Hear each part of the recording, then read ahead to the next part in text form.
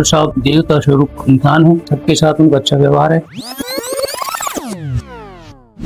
मैं घनश्याम शर्मा अर्धवास जयपुर नगर में रहता हूँ। मेरे काफी दिनों से पैरों में प्रॉब्लम थी, समस्या थी और 5 साल से थोड़ी ज्यादा हो रही थी, घुटने मुड़ने मिलते थे। तो मैंने डॉक्टर कपिल देव गर्ग जी का नाम सुना, फिर यहाँ चेकअप कराया, 20 तारीख को ऑपरेशन कराया। ऑपरेशन बहुत अच्छा हुआ है, मुझे कोई प्रॉब्लम नहीं हुई। फैसिलिटी बहुत अच्छी है, स्टाफ सारा लेडी जेंट्स बहुत अच्छा है। डॉक्टर साहब देवता स्वरूप इंसान है, सबके साथ उनका अच्छा व्यवहार है और वो बहुत अच्छे डॉक्टर साहब हैं, योग्य हैं और मेरे अब घुटनों में कोई प्रॉब्लम नहीं है। तो भी सुनते हैं वो यही कहते हैं कि नहीं डॉक्टर साहब अच्छे हैं, अस्पताल बहुत अच्छे। मैं उनकी सुनकर यहाँ आया था और मुझे काफी लाभ भी मिला और उनका काफी मेरे को स्नेह भी मिला।